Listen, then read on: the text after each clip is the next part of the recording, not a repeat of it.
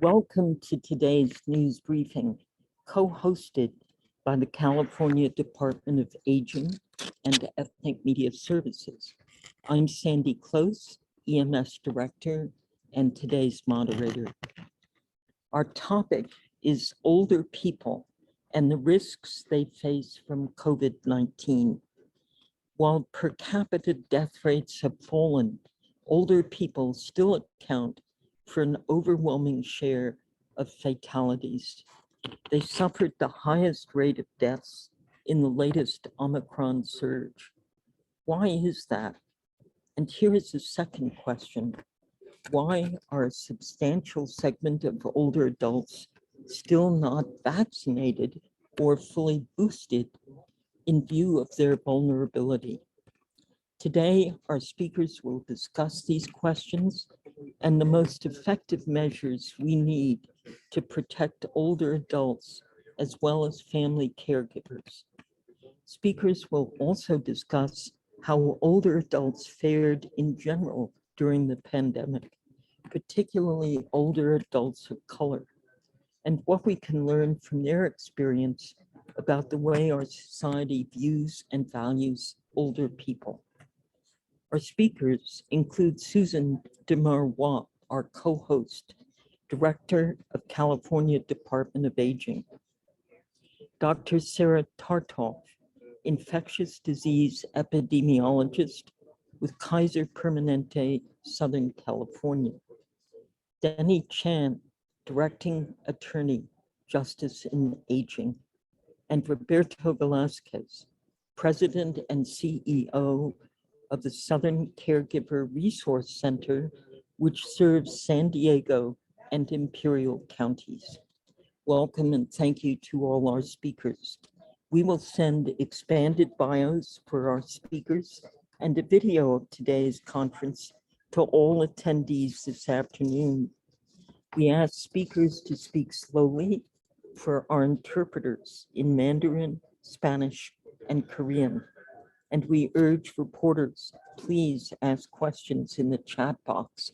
Your questions help all of us know what we don't know.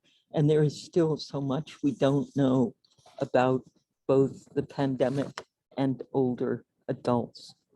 So with that, let me also welcome my co-moderator, Sumita Sarabji, who's a veteran reporter on health issues.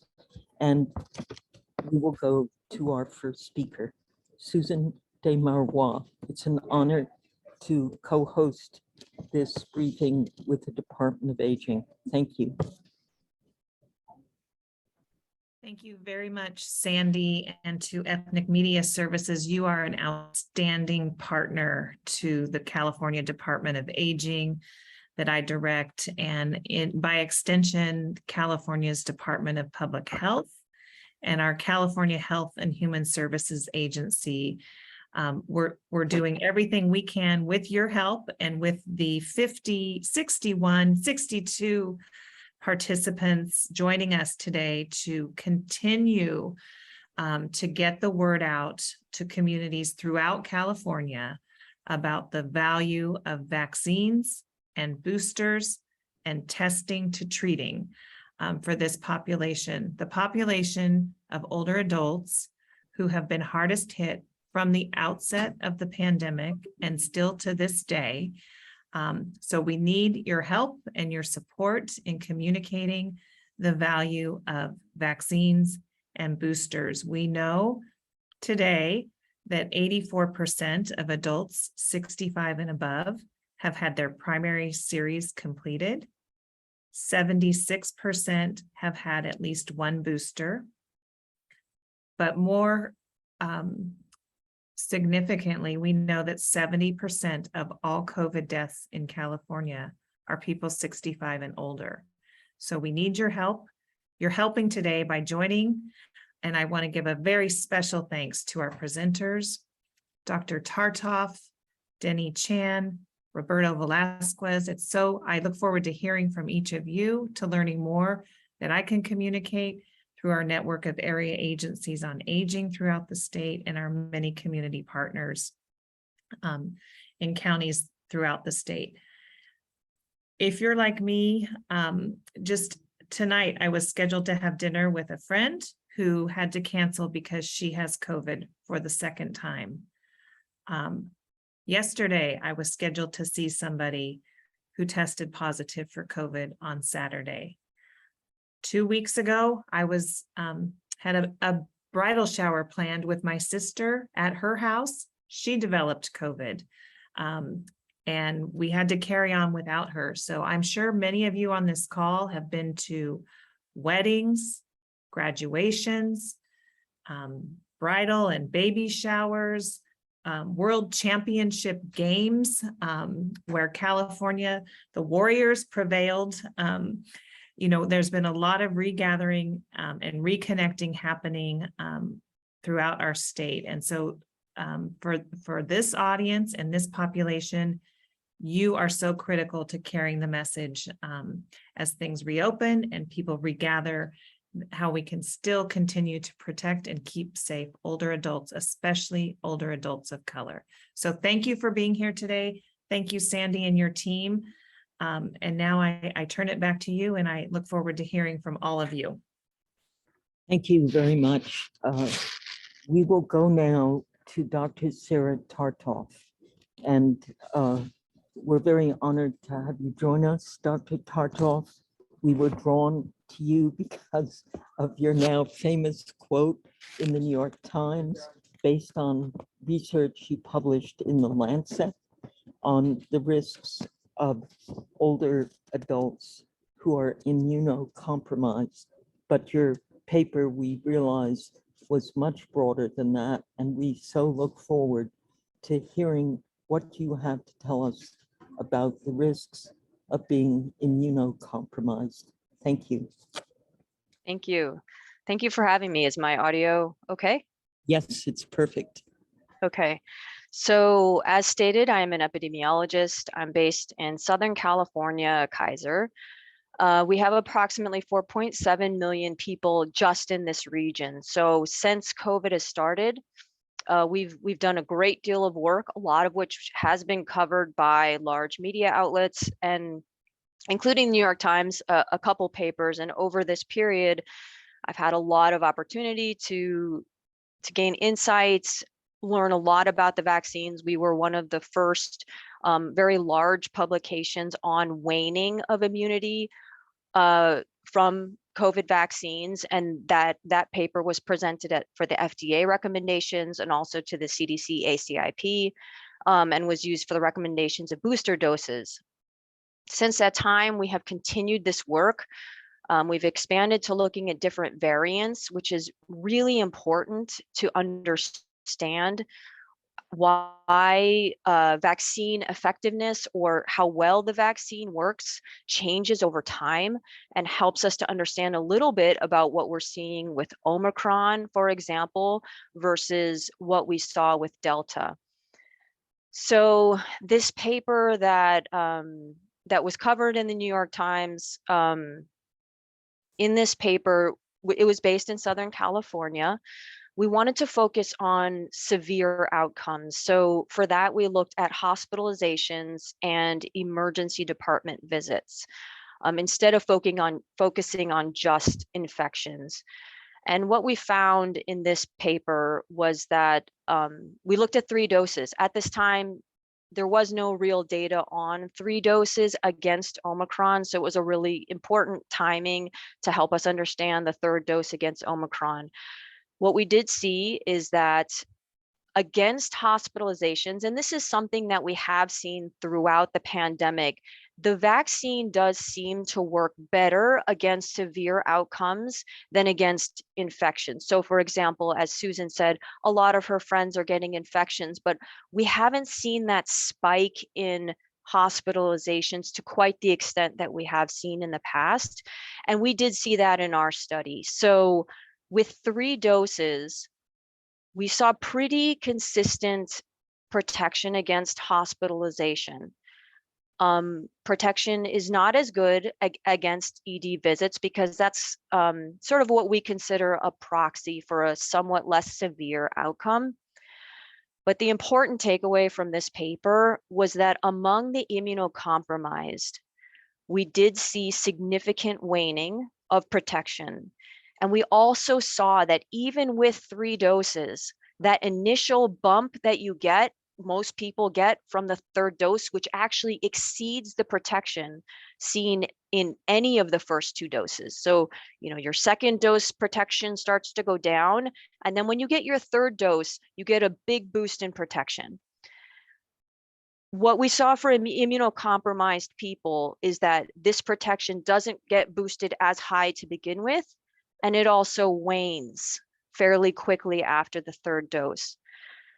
This is very important to inform booster recommendations. We didn't specifically look at older populations, but what the New York Times reporter was interested in was how these findings may apply more to older populations than the general population, which is true. As you age, you are more likely to develop immunocompromising conditions.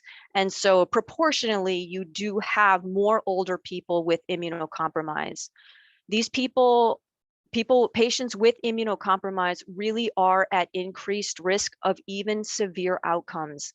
So it is absolutely critical that boosters are followed or administered in these populations. And I do want to point out, I think one thing that sometimes gets a little bit lost, because the recommendations change constantly. It's very difficult, even for somebody who studies this day in and day out, to keep track of what boosters are required when. So as was stated, third dose is actually pretty good in the older population, but now we're on to 4 doses. And I think even in Kaiser, we have really excellent uptake of vaccines in general. We do see a drop off at that 4th dose. And I also think it's important to note that for the immunocompromised population, the recommendation is actually 5 doses right now. Because when we refer to the primary series, that can be 2 doses for some people, but for the immunocompromised, it's actually 3 doses for the primary series. And now there are 2 boosters that are recommended. And that's something I see even in a healthcare setting, even amongst our physicians. I think that message sometimes is not, it gets a little lost. And so, yes, even just today, I think it was, the FDA, or the VRBPAC meeting happened, and there is the recommendation to move towards an adapted vaccine. So towards a vaccine that is more tailored to Omicron. I think that is an important move, but we're not there yet. We don't have those vaccines quite yet.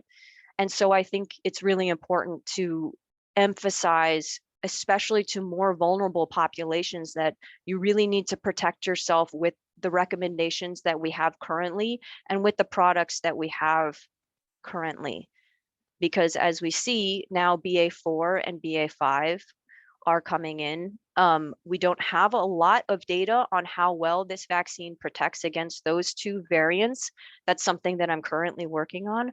But until we know more, I think protecting yourself is really important. And I do think when we started to see the increase in the older population was also when we, as a population, there was a decline in use of protective gear, masks. We started to relax a lot of the public health measures that we had in place to really reduce transmission. Once those things fell away, it was the people that are the most vulnerable that, we began to see an increase in severe outcomes. So I think especially that, masking really isn't happening as it was before. I can't imagine it's going to come back unless there is a big change in hospitalizations. So in that context, I do think vaccines are really important. It's really important to be up to date and to try to keep track of what the current recommendations are. Thank you, Dr. Tartov. We have a number of questions, but could I start with one from my point of view as an older adult? What does immunocompromised really mean? Should It can- I be worried about it because of my age? Or how do I know if I'm immunocompromised? So it's a great question. Every manuscript you see is going to use a different definition of immunocompromised. So it is really important to understand what, if you are reading manuscripts, what definition they're using.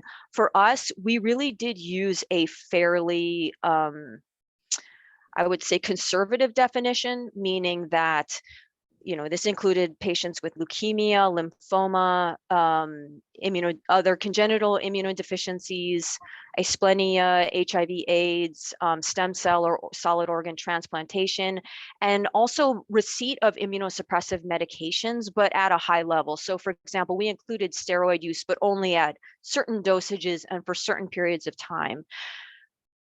At least at the time that we ran these analyses, we probably need to rerun them because everything changes so fast. Being older alone, we did look at that. It wasn't part of our publication.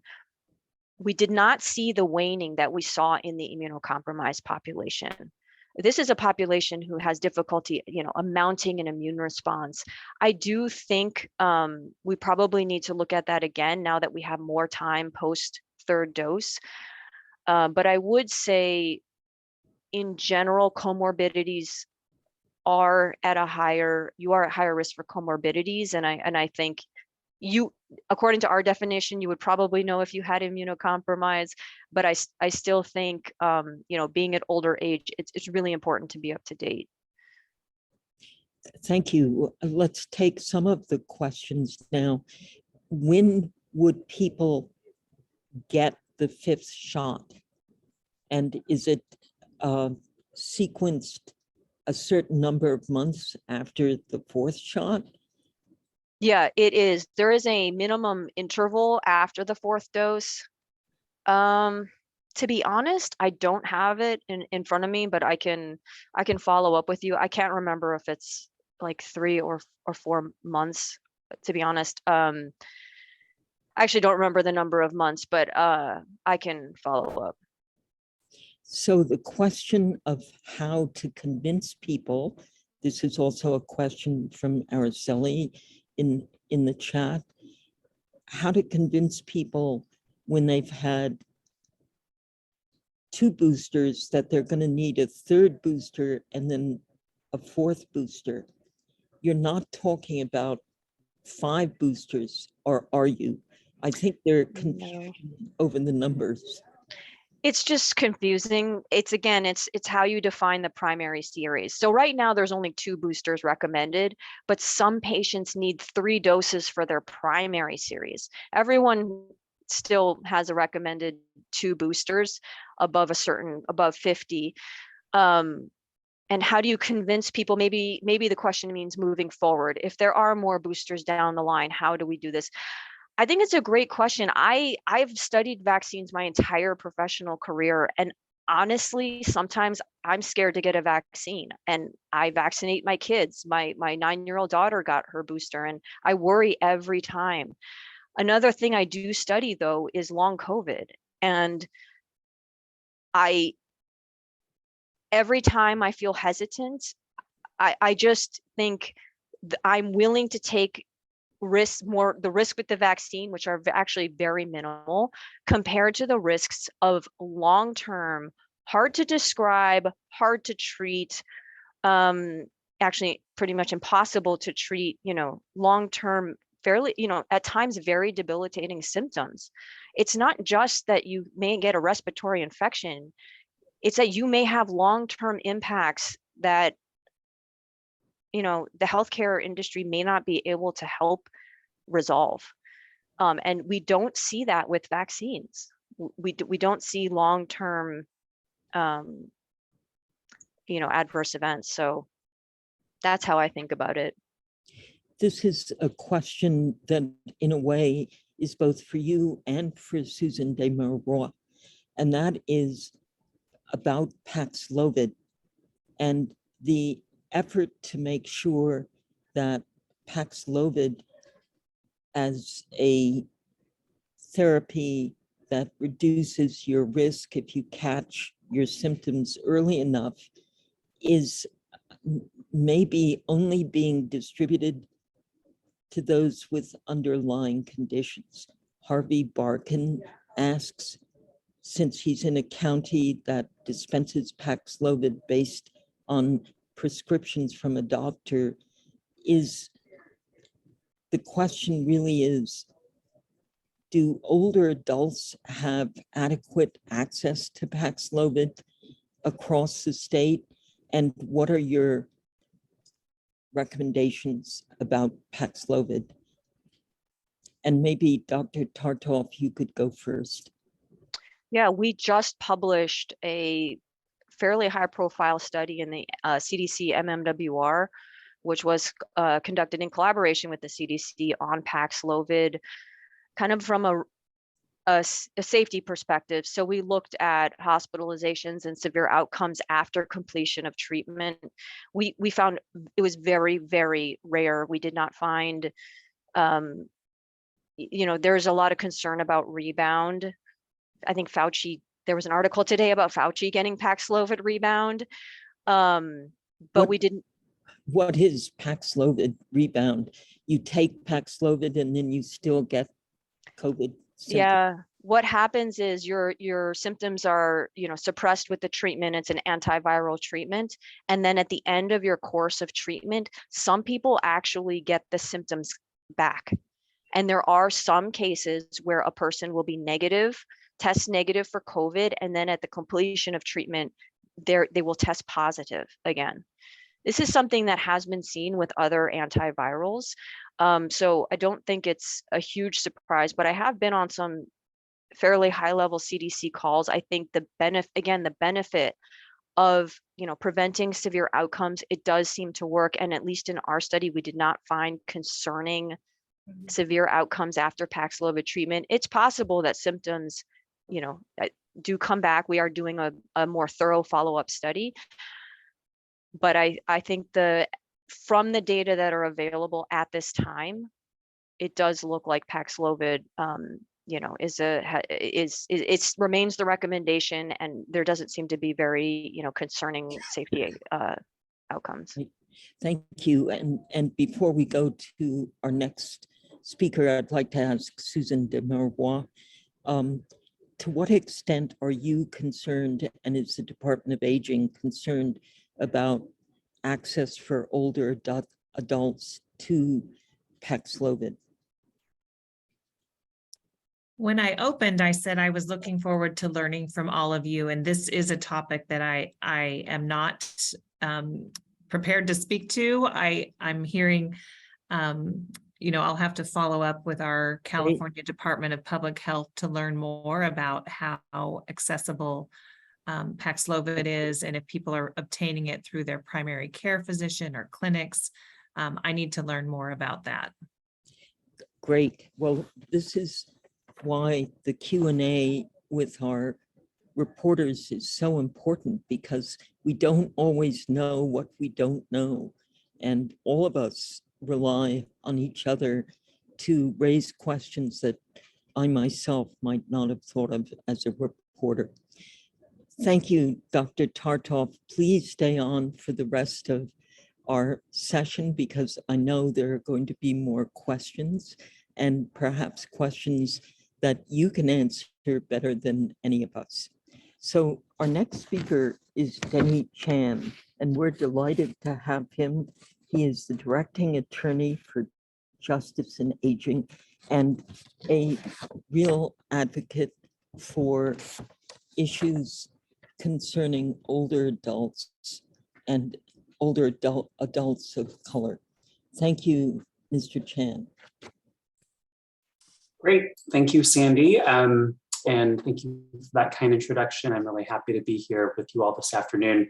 I want to first start off by thanking Ethnic Media Services, as well as the California Department of Aging, for organizing this really important briefing.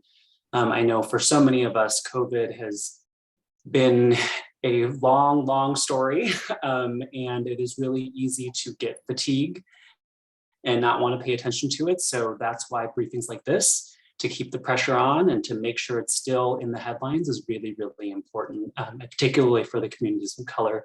that I know we're going to reach today. So as Sandy said, my name is Denny Chan. I'm the directing attorney for equity advocacy here at Justice and Aging. And I use he, him, his pronouns. Justice and Aging is a national legal advocacy organization dedicated to using the power of law to fight senior poverty. Like many of you. Mr. Chen, could you speak a little more slowly for our interpreters? Yes, absolutely. I tend to speak quickly when I get excited and passionate, so I will do my best to feel free to rein me in, Sandy. Okay. So like many of you in the past 2 years, I have been involved in many conversations with older adults in my life, in my family, about whether, when, how to get vaccinated and boosted, and how to protect yourself from COVID-19. In my professional capacity, I've had the privilege to serve on California's Community Vaccine Advisory Committee, along with Susan and other advocates, to make sure that the state had an equitable vaccine strategy, both with respect to allocation and to distribution. So these issues around COVID-19 vaccine access are really near and dear to my heart, and I've been thinking and watching and closely monitoring for quite some time. My goal today for our limited time together and my limited time with my remarks is to really use data to paint a story that COVID-19 is far from over. And I know that there were some questions already in the chat around specifically the Latino older adult population that I'll try to get to in a little bit. But the story of COVID in this country has always intimately involved older adults. We know because of aging and the process of aging, older adults tend to experience higher hospitalization and death rates. And we also know that there's been a disproportionate impact of COVID-19 in congregate living settings. We also need to point out and to really call attention to the story of COVID-19 with respect to older adults of color. National CMS data as of late last year shows higher hospitalization rates for Black, Hispanic, American Indian, and Alaskan Native older adults. And we can't just chalk that up to class. When you take a look at the data more closely, you will see that even if you compare Medicaid eligible versus Medicaid eligible, or Medicare eligible and Medicare eligible, the rates are higher in those communities of color in terms of the risk of hospitalization. We also have very specific California data that shows that there are higher rates of infection and there are higher rates of spread when there are higher proportions of residents of color in nursing facilities. And that's local data here in the state of California. So the relationship of COVID-19 with older adults, and in particular older adults of color, has spanned this entire pandemic. Specifically on the question of how older adults have fared, we have data, and I want to first thank the California Department of Public Health because we didn't always have this data, and now we do. So Latinos 65 to 79 account for only less than 22% of California's population, but of the COVID deaths account for almost 45%. And I'm going to say those numbers one more time because I think it's really important. Latinos in the state of California account 65 to 79 in that age group, make up only less than 22% of the state's population, that account for almost 45% of the deaths of COVID-19. That in and of itself says so much. And similarly, although perhaps less extreme, for Black older adults in the state of California in the same age group, they account for only 5.5% of the population, but almost 8% of deaths in the state due to COVID-19. So that's sort of the context that we are continuing to fight this pandemic in. And unfortunately, there are very clear signs that the virus is not done with us. So based on recent state data, the number of people hospitalized from COVID-19 continues to rise, although to Dr. Tartoff's point earlier, we haven't quite seen that same spike, but the number is going up. And in fact, the number is as high as it was in early March of this year. We have over 3,100 people in the state of California who are hospitalized from COVID-19, and also a growing test positivity rate. So this is the rate at which those tests come back positive. And we can generally assume that there's an undercount because not everyone is getting tested through sort of the means that allow for the accounting systems. But the test positivity rate in the state is 13.2%, and that's already 1.5% up from last week.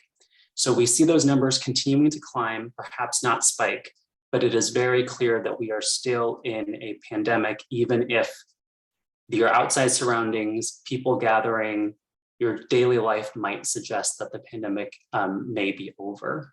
I also wanted to point out some signs of progress because I think it's really important to talk about the strides we've made in the state and why this sets us up perfectly for people to go get vaccinated. So at the very beginning, if you think back to December 2020, when we were all beginning this vaccination adventure together, we didn't have a whole lot of things set up. But now we have systems that are set up for older adults to get vaccinated and people to get vaccinated relatively easily. There are ways for people to get vaccinated at home. Those weren't always clear or easily available at the beginning of the pandemic. Also, there are ways to sign up for a vaccine if you don't have the internet or if you don't have a cell phone. Again, all those things didn't always exist when we first started this work. We also have plenty of vaccine. There were times where we had a vaccine shortage or scarcity and had to make hard decisions about who would get what.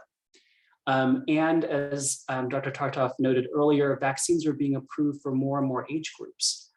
So we're getting easier access, and there's a potential for more specific vaccines targeting variants along the way, perhaps coming down the pike. We also know that vaccines work, and this is based on the state data that shows that as of May of just last month, unvaccinated people are 5 times more likely to get COVID, 7 times more likely to be hospitalized, and 10 times more likely to die than those who have been boosted. We also know, based on numbers that Susan said at the very beginning, that older Californians are welcoming vaccines and boosters. So 76% of older Californians 65 and up have gotten at least one booster. But I do want to end with a call to action that I hope all of you can help us spread. The data shows that there are still many out there who would benefit from vaccines and boosters. 76% is high, but tends to mask regional differences and lower rates in specific areas of the state. We've also learned throughout this course of the pandemic that we can't have a one-size-fits-all approach to getting people vaccinated. It might take multiple bites at the apple, different kinds of bites at the apple, but this is long-term work. And for the safety of all the older adults in our state, it needs to be work that we remain committed to.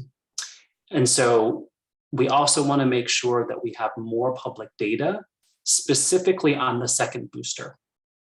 That is data that we don't necessarily have a lot of good information around. And so there's a role for our government to be transparent and help us really continue to paint the story about what COVID looks like in the state of California for older adults and specifically for older adults of color. But with that, I will stop because I think I'm probably at time and look forward to your questions in the conversation. Thank you. Actually, all of our speakers, we would love to have you have more time. You are doing such a great job. A quick question from myself as moderator. The very helpful data that you say the Department of Public Health is now collecting, are there figures for Native Americans, for older Native Americans? Yeah, I don't have them right in front of me, but I can definitely give you the links to that. Could you? That would be great. We have several media representing or serving Native Americans on the call. And second, and I'll say too, just on that point, Sandy, because I know I highlighted the Black and Latino older adult numbers, but a reminder that the CMS data showed disparities with respect to hospitalization for American Indians and Alaskan Natives.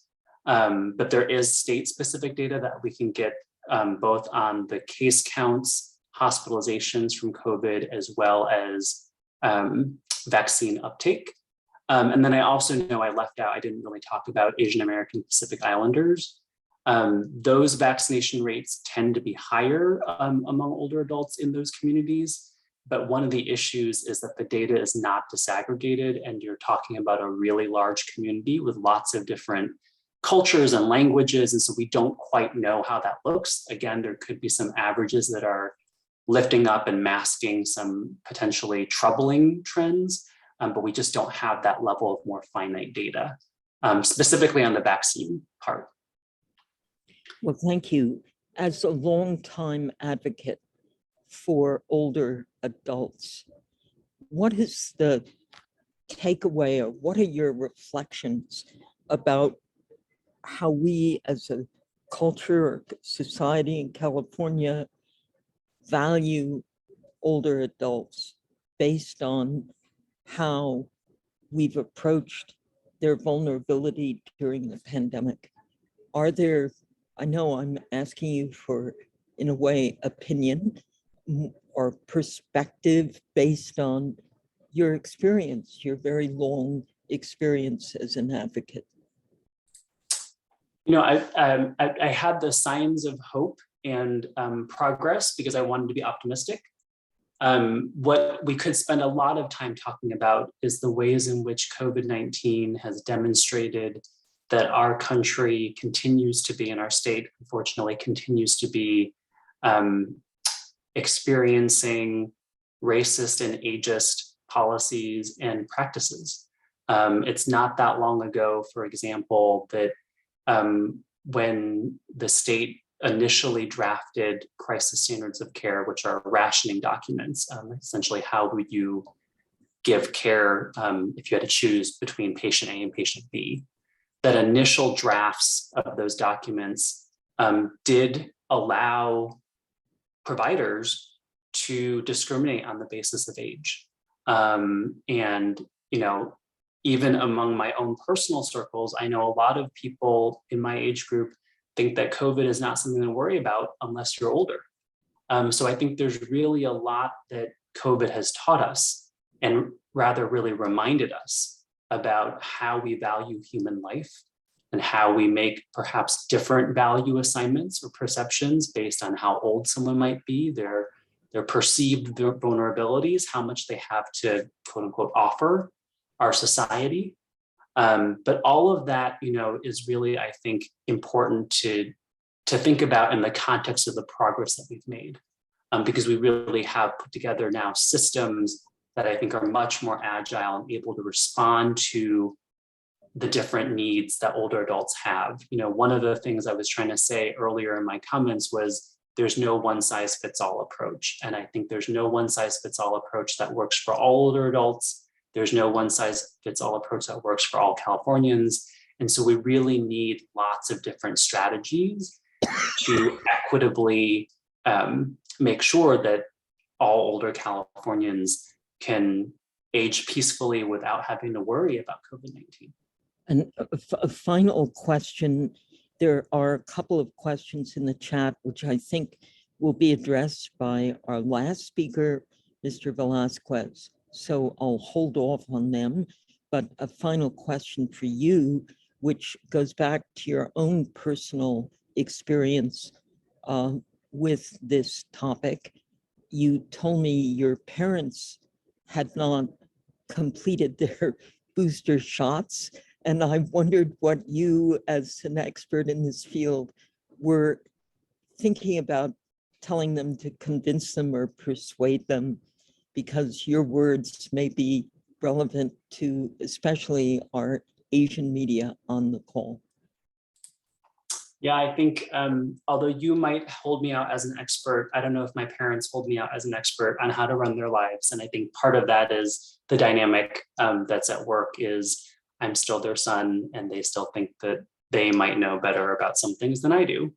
I think there's a really big, important piece for providers, because I know intimately in their lives and the lives of my grandmother who's still alive, they listen a lot to their doctors and the people who they do regard as experts in healthcare and how to live their lives. And the more that those people can help encourage older adults across the country and specifically in California to get boosted and to get both of the boosters, I think the better off we'll be. But I know that part of it in my personal experience is a personal dynamic that, regardless of what I do in my daytime, can't really change. But I do know they they place great weight on the advice of their providers. And that's why working with providers on this is so important. Thank you so much. And now we go to our third speaker, Roberto Velasquez, who is president and CEO of the very important Southern Caregiver Resource Center that has clients across the Imperial County and San Diego County, and has been at the forefront of elder issues for over 30 years. So thank you so much for joining us. Thank you, Sandy, and thank you everybody for attending. Thank you, Susan, for CDA co-hosting this really important topic. Sandy, just before I got on this call, I went to our local San Diego County.gov website and looked up some data on COVID-19 just to see how we kind of stand with the whole state, and it was interesting to see, and this is data that was updated as of the 27th of June, and it showed that there's been approximately over 5,000 deaths of COVID-19 in San Diego County. And when I looked up deaths by age, they represented 86%, the population 60 plus represented 86% of all the deaths in San Diego County, according to the website. And this is again the .gov county website, so it's the official website where we get all our information from. That was, I've looking at that data, it just kind of didn't shock me, but at the same time brought me back to reality of how important it is to get people vaccinated. At Southern Caregiver Resource Center, as you were saying, we're part of the 11 caregiver resource centers in the state of California.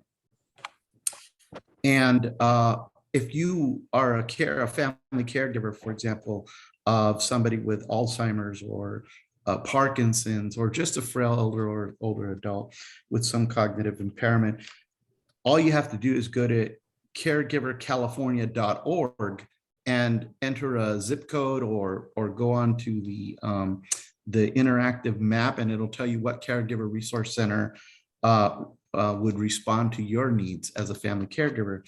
And the reason I say this is because it's really important to connect our family caregivers to our services. One of the things, and I'm looking at our most complete fiscal year of data, 2021, just so you all get an idea of the profile of the family caregivers that we serve. Approximately 48% of our family caregivers are between the age of 45 to 64. So they're adult children taking care of parents. 36% are 65 to 84, which means most of those are spouses. 52% are white, 31% are Hispanic, 8% Asian Pacific Islander, and about 6.6% are Black African American. And again, 51% adult children, and about 35% are spouses. Also, when you look at the family caregivers that we work with, it's interesting, the data that we collect compared to state and national caregiver data, those served by the CRCs provide more complex and intense care at 90.4% high levels of care based on the number of ADLs, activities of daily living, that they have to provide on a weekly basis. 78% assist with at least one medical and nursing task. These are caregivers, family caregivers taking care of their loved ones at home. 72.8% spent more than 40 hours a week on caregiving. And the national data, it's roughly about 28 average a week. 70% received no paid help, and over 30% reported fair and poor health. 35% reported worsening health, and approximately 20% reported moderate to severe depression symptoms. 35% reported being lonely. This is your profile of caregivers in California.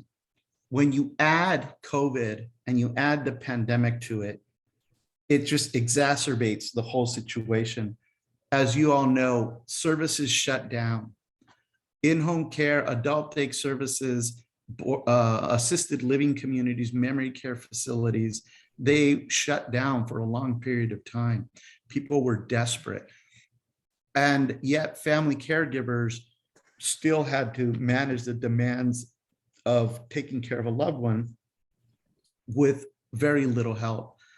One of the things that did happen during this period is that our requests for respite services at first completely plummeted because people were afraid to let people in their home, in-home care for some respite, give the caregiver a break. Within about 3 to 4 months, those family members were calling us back and saying, I need help. It's too much. I can't take my loved one to the grocery store. I can't leave the house. I have no one that comes in and help. I'm afraid to let extended family in because I don't know if they're vaccinated. I just need some help. So they started to be more open to allowing respite services to come to their home. So in that particular fiscal year, we actually provided 135,600 hours of respite to families. In San Diego County, we provided, 57,000 hours of in Imperial and Imperial and San Diego County combined, 57,000 just in our location to family caregivers, and that was to 516 family caregivers just in San Diego and Imperial County. So the need for support, the need for services became very, very important and a topic of concern for family members. The workforce shortages really impacted them because now they had, we have agencies that can provide respite, that they're vetted by us to go in and do respite, and then they couldn't staff those in-home care requests. There was also a lot of confusion with the uncertainties of the COVID, the vaccine, and this was prior to the vaccine. Then when the vaccine came out, you know, it becoming very political as well, but also policies, confusion, caused a lot of added stress to the family caregivers. And this was actually, we noted, it's not through our data, but we noted from anecdotal from our clinical team that it was even more complicated and more difficult for family caregivers where English was a second language. So people who were not proficient in English had a much more difficult time dealing with all of these changes and problems. Currently, one of the things that we've done across the state is we've implemented HIPAA compliant virtual services across the board, from intakes to assessments, to developing care plans, to support groups. to counseling services, real vital to help those who are at risk or already exhibiting depression symptoms because of their caregiving responsibilities. We opened it up, and I'll tell you that that has been very much well received and appreciated by the family caregivers, who, even though most have been, at least per reports, not that we keep this data, anecdotal clinical reports, that those who have been vaccinated are still very, very concerned of others coming into their kind of, sphere. They're still exhibiting loneliness, and they're still very stressed, because even if they have family members, some of their family members don't want to get vaccinated. So they either limit the visit, or it doesn't become an option anymore, and there is even more isolation. On the other hand, we do see some people who are experiencing the pandemic fatigue, and they're kind of opening it up, knowing that they're at great risk. So this is even causing them some additional emotional stressors, because they just can't handle being isolated so much anymore. One of the things that we saw during this period of time was that, family members, and I'm sure many of you have seen this or heard of this, living in assisted living or memory care facilities, and their family member trying to visit, they couldn't visit, and then the care recipient at these facilities contracting COVID and then dying by themselves, lonely, without their family next to them. We've seen this so many different times, and it was one of those big aha moments that, gosh, we need to provide more support to these families. Another thing that really helped a lot of family caregivers is that we, across the state, all the caregiver resource centers, took it upon ourselves to make sure that we did a lot of callbacks, that we did check-in calls, that we made sure that that they were okay if they needed any other resources that we might connect them to, that we knew were still available, or just to check and see how they were doing. And that was very much appreciated, and that continues to happen, as so many people still don't have a lot of their care network really decreased over this time. But yes, it's been a big impact, and it's been a big challenge for families who are caregiving and continue to caregive. Even though they've been vaccinated, there's still so many insecurities, and they're still at such high risk. So you're essentially making clear to us the essential role family caregivers play in the healthcare, in accessing healthcare if you're an older adult, that without family caregivers, we'd be in a lot worse straits. What Oh. are you seeing now? What worries you the most now? And then we'll stop at 5 minutes before the hour to take questions for all our speakers. I think for me, the most worrisome is how everybody's become a little bit more complacent with the restrictions, with the need for the boosters. That they're starting to go out. Well, in our world with the family caregivers, they're providing care for somebody who's ill, somebody who might have immune deficiencies, somebody who has Alzheimer's, somebody who has Parkinson's, other cognitive disorders, somebody who's just frail and older, who's 90 years old or 80 some years old, and shouldn't, maybe has other underlying health problems. And it almost feels like people are just tired of this, and they just want to say COVID is over. Let's just do what we do. Masks are not being worn on a regular basis. Again,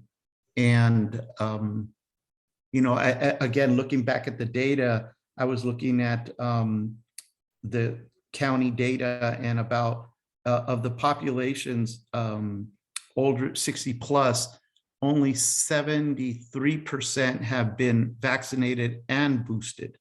So we still have, as Danny was saying, we still have a ways to go to get people boosted. And I think somehow we need to get the message that this is not over, that we need to continue this very on the same path to heal. Right. So thank you so much for your day in the life of Roberto Velasquez as the head of the largest centers supporting family caregivers in San Diego and Imperial County. Thank you for that presentation. Want to ask some questions from the chat and also from the moderators. Susan DeMarrois, what is the Department of Aging concern about family caregivers, and what do you feel are the most effective supports you're providing, both in communication and in direct support for these centers? Well, I would build off of something that Denny said, which was there's not a one size fits all. So when we talk about older Californians, they live in a variety of settings. Some live alone, some live in crowded multi-generational households. Some live in licensed assisted living or skilled nursing facilities. So we're active on all fronts. A big priority of ours right now is the safe reopening of congregate meals and adult day health care, so that individuals can be part of the community once again. So that's been a big focus of ours currently. Not everybody is part of community-based supports, but we really want to encourage individuals and families to consider re-entering safely settings where they can share meals, where they can participate in activities and have multidisciplinary healthcare teams supporting them. So you did see in the chat, we have an 800 number that everyone can access a variety of resources that the department offers for people who live at home and in licensed facilities. Great. We have a comment from Rosario Reyes. And Ms. Reyes, I wonder if you would share your experience, and then we're going to go to wrap up statements from our speakers.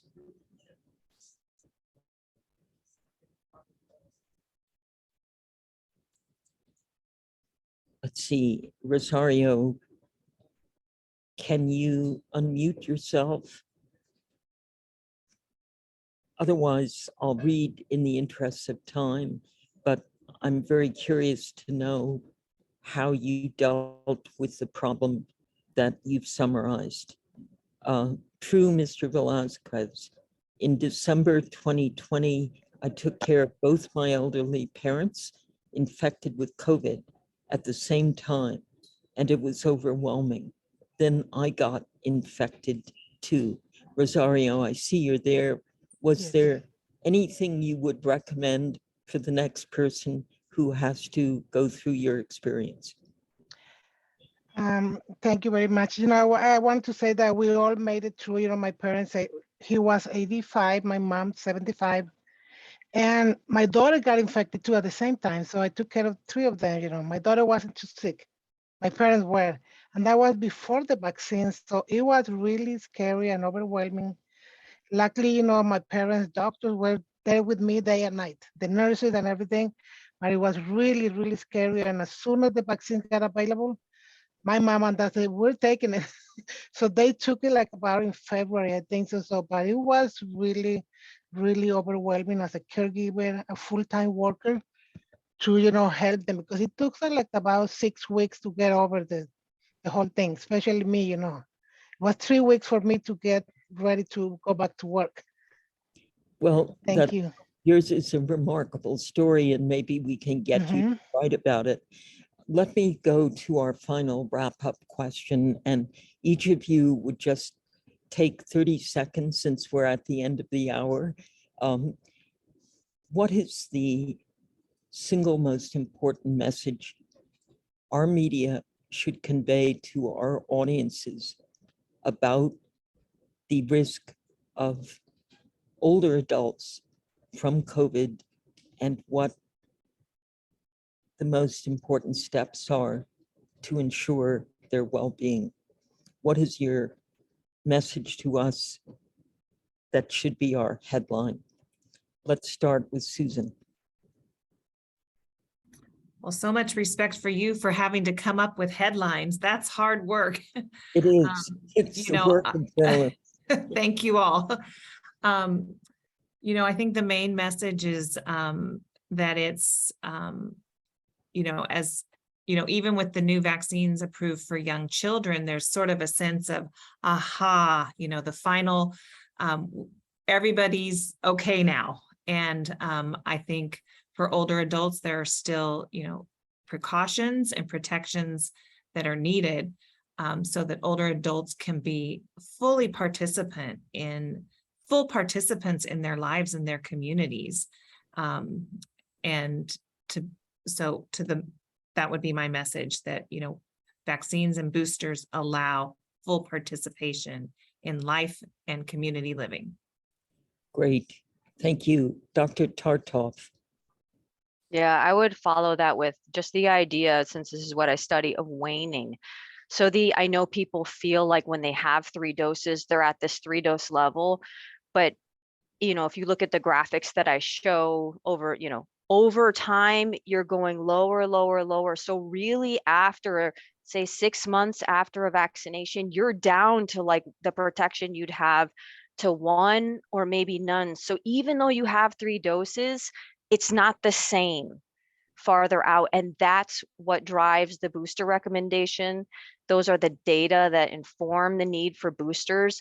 So even though you may feel like you have a large number of doses, they're not providing the same protection that they did when you first got them. And that's why we need additional doses.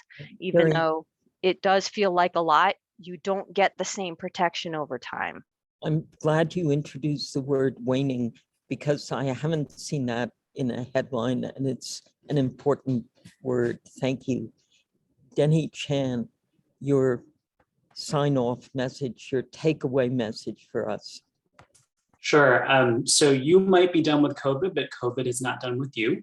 That's very And in particular, the risk for communities of color, we have seen that elevated throughout the pandemic. So make sure, no matter who you are, to get your vaccines and your boosters. Thank you. These are great sound bites from all of you. Mr. Velasquez, Thank you. got the final word.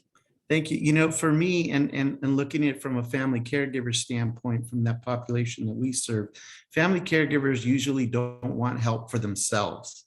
If you offer them respite, I don't need help, just my mom needs help. So you have to get them to think about they're helping their loved one, even though they're helping themselves. So I would, think of something to say from the standpoint of, for the safety of your family member that you care for, make sure that they're vaccinated and boosted, and so are you, because then you're protecting them, and in doing so, you're protecting yourself. And I borrow all of you to make my headlines for next week. Thank you. You're all terrific, very inspiring, and my deep thanks to our media for joining today's call. And we're joined by Paul Clayman, one of the great journalistic experts and authors in this field.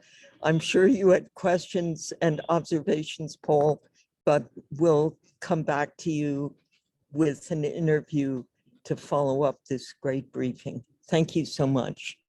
Goodbye, and this conference is closed.